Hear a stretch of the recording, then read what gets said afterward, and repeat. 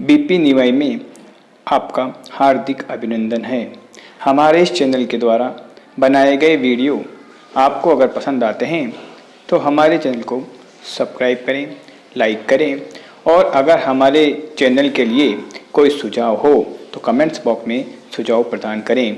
आपके द्वारा दिए गए सुझाव हमारे लिए और अच्छा करने के लिए प्रेरणा प्रदान करेंगे।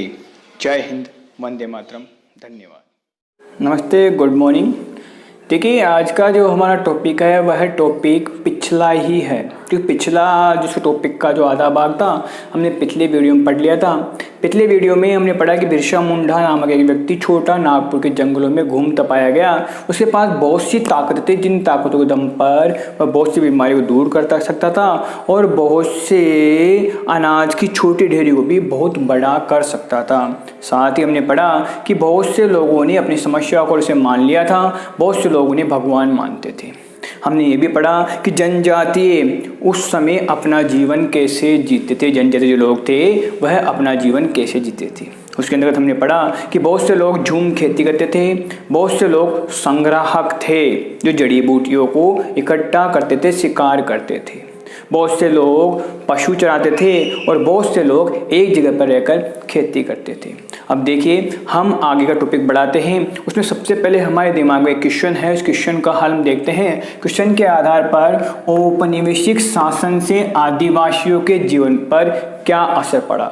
जब अंग्रेज लोगों ने हमारे यहाँ पर अधिकार कर लिया, अब उनके आधार पर बनाए गए कानूनों के आधार पर हमें अपना जीवन जीना पड़ा, तो फिर उन आदिवासी लोगों के जीवन पर बहुत ही बुरा असर पड़ा, जिन लोगों को पहले स्वतंत्र रूप से अपना जीवन जीने की आज़ादी थी। पहले वो जहाँ मन में आते वहाँ चल जाते, जहाँ मन में आता वहाँ पर रह लेते थे, परंतु अब अंग्रेजों के आने के बाद उनके द्वारा बनाए गए नियमों के आधार पर अब उन्हें रहना पड़ता था और अपना जीवन जीना पड़ता था। इससे आदिवासियों के जीवन पर बहुत बड़ा बदलाव आया। उन बदलाव चर्चा हम इन पॉइंटों के आधार पर करेंगे। तो सबसे पहला जो पॉइंट है वह है आदिवासी मुखियाओं का क्या हुआ। देखिए, हमने पिछले वीडियो के अंदर पढ़ा था कि बहुत से आदिवासी मुखिया जो थे उनके पास में अंग्रेजों के आने के पहले बहुत बड़ी आर्थिक ताकत थी। उनका एक बहुत महत्वपूर्ण स्थान था, जिसके दम पर उन्होंने बहुत सी जमीनों पर मालिकाना हक बना रखा था और आसपास की जमीनों पर मालिकाना हक जमाने के बाद में उनका रुतबा बहुत ऊंचा था, जिसके आधार पर वो स्थानीय स्तर पर जमीन को दूसरों को देकर खेती करवाते थे। बहुत सी जगहों पर उनके पुलिस भी हुआ करती थी। उनकी निजी पुलिस, जो निजी पुलिस होती थी, वो जमीन की देखभाल करती थी। बहुत जगहों पर उन्होंने जमीन के लिए नियम और वन प्रबंधन के स्थानीय नियम खुद बनाए थे। परंतु अब एकाएक अंग्रेजों को आ जाने के बाद में उनके जीवन में एक बहुत ही महत्वपूर्ण बदलाव आ चुका था। जो आदिवासी मुखिया अपने आधार पर सभी नियम कायदे कानून बनाते थे, अब अंग्रेजों के द्वारा बनाए गए नियम और कायदे कानून को मानने के लिए उन्हें बाध्य किया जाने लगा। उनकी आर्थिक ताकत के आधार पर उनके बहुत से गांवों पर उनका मालिकाना हक तो रहा, मतलब वो उन गांवों के मालिक तो रहे, परंतु उनका जो स्तर था अब वह स्तर प्रशासनिक आधार पर उनका स्तर गिर चुका था। अब अंग्रेज लोग जो नियम बनाते, उन नियमों के आधार पर उन्हें रहने के लिए बाध्य किया गया। अंग्रेजों को समय समय पर उन्हें नजराना भी देना पड़ता था और अंग्रेज प्रतिनिधि होने के नाते, मतलब अंग्रेजों के अधीन थे, तो अंग्रेज प्रतिनिधि होने के नाते उन्हें अपने समूह में आने वाले लोगों को अनुशासन में भी रखना पड़ता, क्योंकि वो खुद अंग्रेजों के प्रतिनिधि थे। मतलब अंग्रेज सरकार द्वारा बनाए गए कानून और अंग्रेज सरकार द्वारा बनाए गए नियमों को फॉलो करवाने के लिए उन्हें अपने समूह के लोगों पर अंकुश रखना पड़ता था। कुल मिलाकर आदिवासी मुखियाओं के पास में जो पहले ताकत थी, जो रुतबा था, वह रुतबा अब नहीं रहा था। उस रुतबे को अंग्रेज सरकार के आने के बाद उनके द्वारा बनाए गए कानून नियमों के आधार पर उस रुतबे को ठेस लगी। अब उनका पहला जैसा स्तर नहीं रहा था। अब उन्हें अपने परंपरागत कार्य से वे लाचार हो गए। मतलब पहले जो कार्य करते थे वह कार्य अब उनके जीवन में नहीं रहा। कुल मिलाकर अंग्रेज औपनिवेशिक सरकार आने के बाद में उन्होंने जो नियम बनाए, जो पाबंदियां लगाई, उन पाबंदियों से सबसे ज़्यादा नुकसान आदिवासी मुखियाओं को झेलना पड़ा, क्योंकि उनका जो रुतबा था, उनका जो स्तर था, वह एक तरह से ख़त्म हो चुका था। उसके बाद सबसे ज़्यादा दूसरी जो समस्या सबसे ज़्यादा जिसे हुई उसके बारे में हम चर्चा करते हैं कि अंग्रेजों द्वारा बनाए गए इन कानूनों से दूसरी जिन्हें सबसे ज़्यादा तकलीफ हुई, जिन्हें सबसे ज़्यादा समस्याएं पैदा हो गई, वो समस्याएं थी झूम खेती करने वाले किसानों के सामने। घूमंतू काश्तकारों का क्या हुआ? अब देखिए, घूमंतू काश्तकारों के लिए हमने पहले पढ़ लिया था। घूमंतू काश्तकार मतलब घूमंतू किसान ऐसे थे जो एक जगह पर जंगलों को काट कर खेती करते और वहां फसल पक जाने के बाद जमीन को पड़ती होने के लिए वो छोड़ देते और अन्यत्र जगह पर जंगलों में चले जाते। अब अंग्रेजों के द्वारा कानून बनाने के बाद में उनका एक जगह से दूसरी जगह पर जाना लगभग बंद हो चुका था। देखिए, अंग्रेज लोग ऐसे लोगों को सबसे बड़ी परेशानी मानते थे जो एक जगह पर रहकर कार्य नहीं करते थे। अंग्रेज लोग मानते थे कि जो किसान सबसे ज़्यादा अच्छा किसान वह उन्हीं मानते थे जो व्यक्ति एक जगह रहकर कार्य करे और खेती करे, क्योंकि एक जगह रहकर कार्य करने वाला जो व्यक्ति होता है ना, एक जगह रहकर कार्य करने वाला जो व्यक्ति होता है, उस पर अंकुश रखना, उस पर ध्यान रखना बहुत ज़्यादा सरल होता था। अंग्रेज लोगों ने अब नियम बना दिए जिसके आधार पर वन क्षेत्रों को आरक्षित कर दिया गया। जितने भी वन क्षेत्र थे वह सभी वन क्षेत्र अब राज्य अधिकार क्षेत्र के अंतर्गत आ चुके थे। उन वनों में किसी भी व्यक्ति के प्रवेश पर रोक लगा दी गई थी। अंग्रेज सरकार नियमित रूप से आय का स्रोत भी करना चाहती थी। अंग्रेज चाहते थे कि जो वन कानून हम बना रहे हैं इससे हमें आमदनी भी हो, तो उन्होंने नए वन कानून बनाए जिसके आधार पर किसी भी व्यक्ति को आरक्षित क्षेत्र के वनों में शिकार खेलना, खेती करना और आना जाना पाबंद कर दिया गया था। इससे अब घूमंतू लोगों के जीवन में एक बहुत बड़ा बदलाव आ रहा था, जिस बदलाव को वह स्वीकार नहीं कर पा रहे थे। घूमंतू किसानों को एक जगह पर रोकने, एक जगह बसाने का अंग्रेजों का जो लक्ष्य था, अंग्रेजों की जो नीति थी, वह बहुत ज़्यादा कामयाब नहीं हुई, क्योंकि जहाँ पर पानी कम था और जहाँ पर सूखी ज़मीन होती थी वहाँ पर हल से खेती कर पाना बहुत मुश्किल था। जिन घूमंतू काश्तकारों ने हल के द्वारा खेती की उन्हें ज़्यादा नुकसान उठाना पड़ा, क्योंकि उनकी उपज जो थी वह कम हुई। अब जब उपज कम होगी तो उन्होंने इसका विरोध करना शुरू कर दिया और लगातार वो अपनी सी बात पर अड़े रहे कि हमें पहले की तरह अपना जीवन जीने और परंपराओं के आधार पर खेती करने की अनुमति दी जाए। बहुत ज़्यादा विरोध करने के बाद अंग्रेज सरकार ने कुछ गांवों में घूमंतू काश्तकारों को झूमिंग खेती करने की छूट दे दी, परंतु ये किसी प्रक्रिया थी जिस प्रक्रिया से अंग्रेज लोगों को एक बहुत ही बड़ा कड़ा मुकाबला करना पड़ा, क्योंकि एक जगह स्थायी रहकर कार्य करने वाले व्यक्तियों को अंकुश रखना सरल कार्य था, परंतु इस प्रकार से एक स्थान से दूसरे स्थान पर घूमंतू रूप में, एक स्थान से दूसरे स्थान पर चलेमान रूप में खेती करने वाले लोगों को अंकुश रख पाना बहुत कठिन कार्य था। इसलिए अंग्रेज लोगों को आगे बहुत सी समस्याओं का सामना भी करना पड़ा। इन समस्याओं से निजात पाने के लिए अंग्रेज सरकार के द्वारा वन कानून बनाने पड़े। अब अपना टॉपिक है वन कानून व उनसे पड़ने वाले प्रभाव। चलिए चर्चा करते हैं। अंग्रेजों ने नियमित आय का स्रोत बनाने के लिए सभी जमीनों को मापकर उनके लिए नियमित शुल्क निर्धारित कर दिया था। उन्होंने यह भी तय कर दिया था कि किस व्यक्ति को कितना लगान देना होगा। उन्होंने बहुत सी जगहों पर पट्टेदार और भूस्वामी भी घोषित कर दिए थे। पट्टेदार जो होते थे वो पट्टेदार भूस्वामियों को भाड़ा देते थे, जबकि वो भूस्वामी सरकार को लगान चुकाती थी। अब अंग्रेज का द्वारा बनाए गए जो वन कानून थे, उन वन कानूनों से क्या प्रभाव पड़ा उस पर हम चर्चा करते हैं। देखिए, आदिवासियों का जीवन जो था पूरी तरह से जंगलों पर निर्भर था। मतलब जंगलों से ही वह अपने लिए आजीविका कमाते थे, तो जंगलों के आधार पर ही उनका जीवन जुड़ा हुआ था। और वन कानूनों में आए बदलावों से उनके जीवन में बदलाव आना स्वाभाविक था।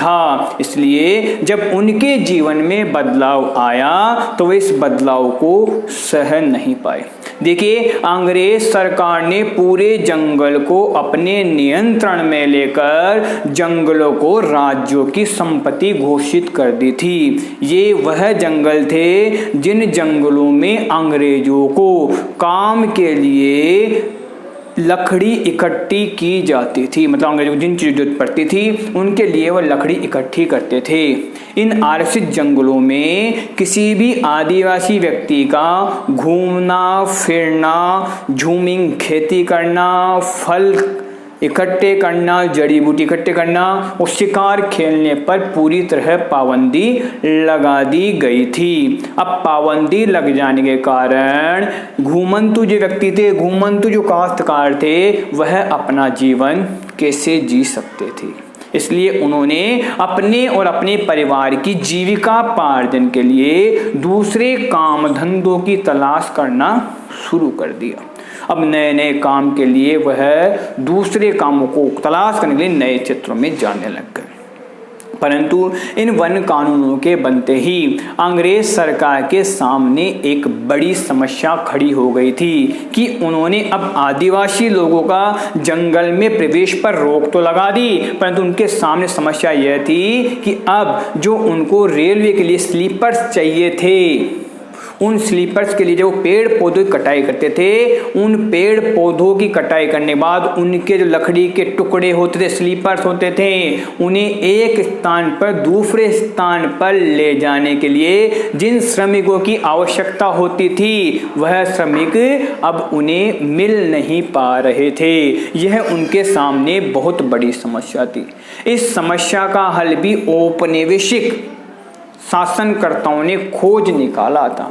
इसके अंतर्गत उन्होंने झूमिंग खेती करने वाले घुमंतु काश्तकारों को यह कहकर छोटे छोटे टुकड़े आवंटित कर दिए कि आप जंगलों में रहिए, वहां कुछ इलाकों में खेती भी करिए, परंतु इसके बदले में आपको जंगलों की रखवाली करनी पड़ेगी और अंग्रेज सरकार के लिए कुछ समय पर आपको श्रम भी करना पड़ेगा।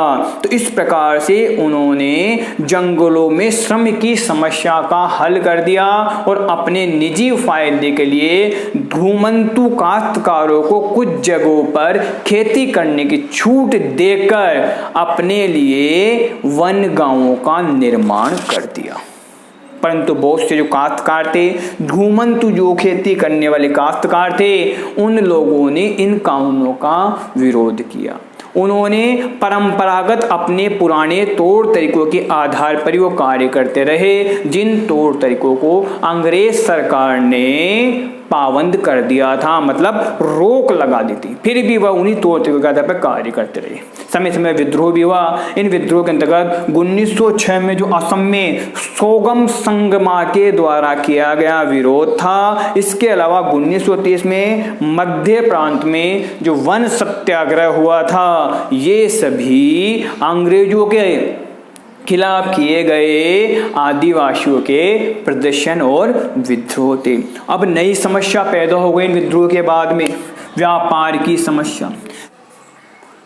बहुत सी जनजातियों ने महसूस किया कि व्यापारी और महाजन लोग अब जल्दी जल्दी जंगलों में आने लगे थे। वह यहाँ पर बहुत सी जड़ी बूटियों को, वन उत्पाद को खरीदने आते और साथ ही यहाँ के आदिवासी लोगों को नकद कर्जा देने के लिए आते थे। इन सब प्रक्रियाओं से आदिवासियों के जीवन में जो बदलाव आने वाला था उसे समझने में आदिवासी लोगों को थोड़ा समय लगा। 18वीं सदी में यूरोपीय बाजारों में जब भारतीय रेशम की मांग उठने लगी तो भारतीय रेशम का यहाँ पर बोलबाला हो गया और भारतीय रेशम का निर्यात अधिक मात्रा में यहाँ से किया जाने लगा। अधिक से अधिक लोग भारत में से रेशम की मांग कर रहे थे। तो ईस्ट इंडिया कंपनी ने भी भारतीय रेशम की मांग को देखते हुए उन्होंने इसकी आपूर्ति या इसकी जो मांग थी उस मांग की खपत को पूरा करने के लिए अपने एजेंटों को भेजना शुरू कर दिया और नगद कर्जा देना शुरू कर दिया। भारतीय जो रेशम का व्यापार था वह उस समय से गुणवत्ता के आधार पर पूरी दुनिया में छाया हुआ था। तो उन रेशम के लिए वर्तमान में झारखंड में स्थित हजारीबाग की जो आदिवासी समुदाय था, संताल था, वह रेशम के कीड़ों को पालता था। ब्रिटिश सरकार के एजेंटों ने उन आदिवासियों को नगद कर्जा देकर उनके रेशम के जो कृमिकोष होते थे उनको इकट्ठा कर लिया। कृमिकोष जिनसे रेशम बनता है, रेशम कीड़े पाए जाते हैं, उन कृमिकोषों को इकट्ठा कर लिया। इकट्ठा करने के बाद में जो व्यापारी लोग होते थे और जो बिचौली होते थे वो अधिक मुनाफा कमाते, जबकि उन कृमिकोषों का आदिवासी संताल जाति के लोगों को कम कीमत दी जा रही थी, जबकि मुनाफा व्यापारी और बिचौलिए व्यक्ति उठा रहे थे। इसी कारण से बहुत सी आदिवासियों ने यह समझने में समय नहीं लगाया कि व्यापारी और बिचौलिए लोग हमारे दुश्मन हैं। अब देखिए, ये तो था व्यापार की समस्या। अब काम की तलाश। देखिए, सबसे ज्यादा समस्या उन लोगों के सामने खड़ी हो गई जो लोग अपने परंपरागत कार्यों को छोड़कर काम की तलाश में दूसरी जगह जा रहे थे। अब दूसरी जगह जाने के बाद जब उन्होंने काम की तलाश की तो काम का मिल पाना बहुत ही मुश्किल कार्य था, क्योंकि नए क्षेत्र में जाकर किसी कार्य को कर पाना, खोज पाना, कि उसे कर पाना बहुत बड़ी समस्या थी। देखिए, 19वीं सदी के आखिरी समय में, 19वीं सदी जो थी उसके आखिरी समय में चाय के बागान और खदानों उद्योग भी प्रचलन में आ चुके थे। तो चाय के बागानों और झारखंड के कोयला खदानों में काम करने के लिए आदिवासी मजदूरों की भर्ती की जाने लगी और बहुत बड़ी संख्या में इनकी मांग बढ़ी। अब इस भर्ती प्रक्रिया को पूरा करने के लिए ठेकेदारों, एजेंटों को ठेका दिया गया।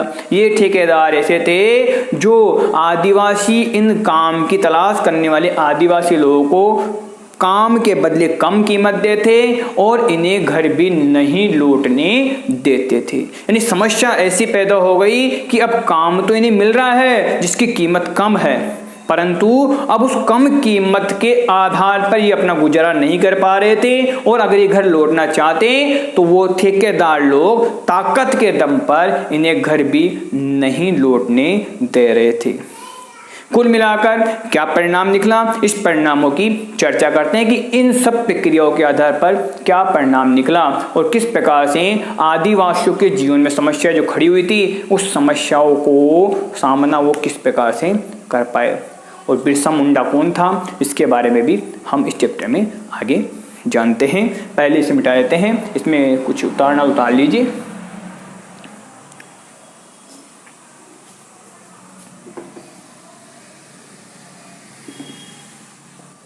वन कानून व्यापारी और महाजनों द्वारा किए जा रहे शोषण और उनके व्यवहार में लगे पाबंदियों से परेशान होकर इन जनजातीय लोगों ने बहुत से विद्रोह किए थे।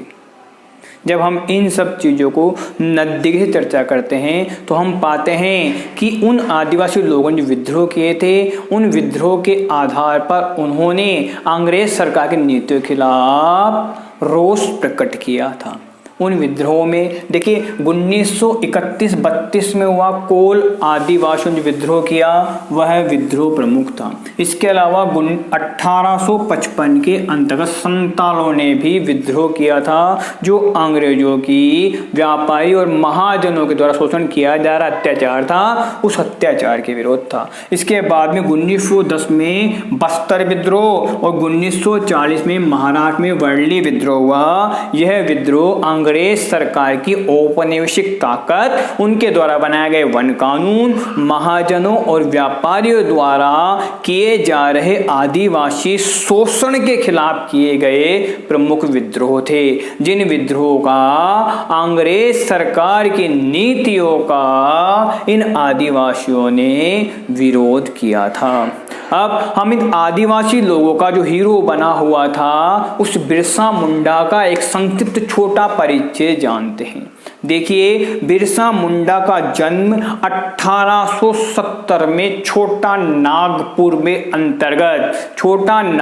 के अंतर्गत एक मुंडा परिवार में हुआ था। मुंडा परिवार जो था छोटा नागपुर का एक आदिवासी समूह था, जिसमें बिरसा मुंडा का जन्म हुआ था। बिरसा मुंडा के पिता जो थे बहुत गरीब इंसान थे। बिरसा मुंडा जो था उसका जीवन जंगलों में भेड़ बकरियां चराने, बांसुरी बजाने में निकला था। मतलब उसका जीवन जो शुरुआती था वो बहुत ज्यादा कष्टमय था। उसने शुरुआत में बचपन में ही अपने मुंडा जो समुदाय था उसकी वीरता की कहानियां सुनी थी। उन्होंने बहुत बार अपने मुखियाओं का विरोध के लिए आह्वान सुना था कि उन्होंने अंग्रेज सरकार का विरोध करने का जो आह्वान किया था उसके बारे में उसने सुना था। उन्होंने उस स्वर्ण युग के बारे में भी सुना था, जो स्वर्ण युग के समय जब मुंडा समुदाय, आदिवासी समुदाय इन दिकवोर बाहरी लोगों की गुलामी से पूरी तरह आजाद था। बिरसा मुंडा का शुरुआती जीवन जो था वह एक ईसाई स्कूल में पढ़े थे। ईसाई स्कूल में पढ़ने के बाद ईसाई लोगों के मिशनरी के जो विचार थे उन विचारों से वह संपर्क में आए। उन्होंने यह भी सुना था, ईसाई मिशनरियों ने के द्वारा कहा गया था कि मुंडा समुदाय अपना पुराना स्वर्ण युग पा सकता है अगर वह इन समस्याओं से बाहर निकल जाए तो। शुरुआत में उसने बहुत सी जो कमियां थी, जो मुंडा समुदाय में भ्रांतियां थी, जो दोष थे, उन दोषों को दूर करने का प्रयास किया। कुछ समय वैष्णव संपर्क में रहने के साथ, वैष्णव अनुयायियों के संपर्क में रहने के बाद बिरसा मुंडा ने जनेऊ धारण की और शुद्धि पर बल दिया। उसने आह्वान किया, किन्हें? मुंडा लोगों से आह्वान किया कि वह अपने गांवों को साफ रखें और शराब पीना छोड़ दे। कुल मिलाकर बिरसा मुंडा चाहता था कि उसके समुदाय के, मुंडा समुदाय के लोग वापस एक जगह पर रहकर खेती करें और अपने जीवन को गुजारें। अब धीरे धीरे बिरसा मुंडा के बहुत से अनुयायी जुड़ गए थे, जो बिरसा मुंडा के द्वारा बताए गए मार्ग पर चल रहे थे और आदिवासी लोगों को एक नया जीवन देने के प्रति समर्पित थे। बिरसा मुंडा के द्वारा चलाया गया यह आंदोलन अंग्रेजों को अपनी प्रतिष्ठा के लिए एक प्रश्न चिन्ह नजर आया। अंग्रेजों को ये राजनीतिक आंदोलन इस प्रकार से लगा कि वह यह मानते थे कि अंग्रेज लोगों को, यूरोपीय व्यापारियों को, हिंदू लोगों को और ईसाई मिशनरियों को, व्यापारी और महाजन वर्ग को यहाँ से बाहर निकालकर इस क्षेत्र में मुंडा राज स्थापित करने की उनकी यह आंदोलन एक प्रक्रिया है। इस आंदोलन के बढ़ते प्रभाव को देखते हुए 1895 में बिरसा मुंडा को दंगे फसाद और अशांति फैलाने के आरोप में गिरफ्तार कर 2 वर्ष की सजा दे दी गई। 2 वर्ष की सजा मिलने के बाद जब 1897 बिरसा मुंडा आज़ाद हुआ, तो आज़ाद होने के बाद उसने गांव-गांव संपर्क किया और अपने अनुयायियों की संख्या बढ़ाई। अनुयायी संख्या बढ़ाने के बाद धीरे धीरे उसने अपने अनुयायियों को जोड़ा और गाँव में जाकर अपने आंदोलन को आगे बढ़ाया। धीरे धीरे उसका आंदोलन बढ़ता रहा और 1900 के अंतर्गत सन 1900 में बिरसा मुंडा की हैजे के कारण मृत्यु हो जाती है। उसके मृत्यु के बाद यह आंदोलन थोड़ा ठंडा पड़ जाता है, परंतु इस आंदोलन के द्वारा आदिवासी लोगों ने यह साबित कर दिया था, उन्होंने इस प्रकार के विरोध प्रदर्शन किए जिसके कारण उन्होंने 2 प्रकार की सफलता प्राप्त की। लोगों के सामने 2 प्रकार के उदाहरण पेश कर दिए। पहला उदाहरण तो यह था कि उन्होंने ब्रिटिश औपनिवेशिक सरकार को इस प्रकार के कानून बनाने के लिए पाबंद कर दिया जिस कानून के तहत बाहरी दीकू या व्यापारी लोग उनकी जमीनों पर आसानी से कब्जा ना कर पाए। दूसरा, उन लोगों ने यह भी साबित कर दिया कि होने वाले अत्याचार के विरोध में आज भी आदिवासी उसके खिलाफ अपना विरोध प्रदर्शन करने में सक्षम है। तो कुल मिलाकर आदिवासी लोगों ने अपने दम पर जिन परंपराओं रीति रिवाजों के आधार पर अपने जीवन को बचाए रखा, अपनी परंपरा रीति रिवाज जीवित रखा, उसके बारे में यह पाठ हमें बताता है। इसके आधार पर हम जानते हैं कि आदिवासी लोगों ने किस प्रकार से अपने जीवन को इन रीति रिवाजों की रक्षा की। अब देखिए बिरसा मुंडा का जो परिचय पढ़ते हैं उसके अंदर बताया गया था। तो बिरसा मुंडा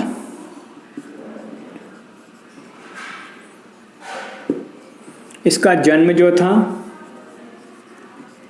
1870 के दशक में हुआ था, ठीक। उसके बाद में 18 इसको जो गिरफ्तार किया गया था बिरसा मुंडा को दंगा फसाद फैलाने के रूप में 1895 में से गिरफ्तार किया गया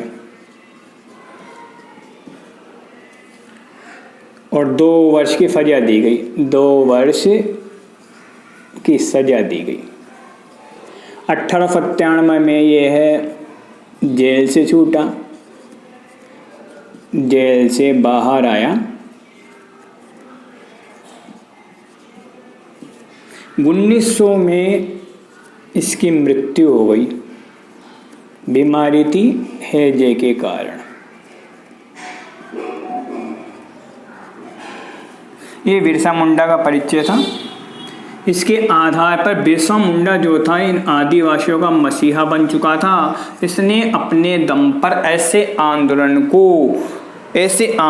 को गति दी जो आंदोलन आदिवासियों को अपना हक दिलाने और अपनी स्थिति को मजबूत करने और विरोध के खिलाफ लड़ने के लिए प्रेरणा देता रहा। इसने जिस आंदोलन की शुरुआत की थी वह आंदोलन आदिवासियों को मजबूती प्रदान करता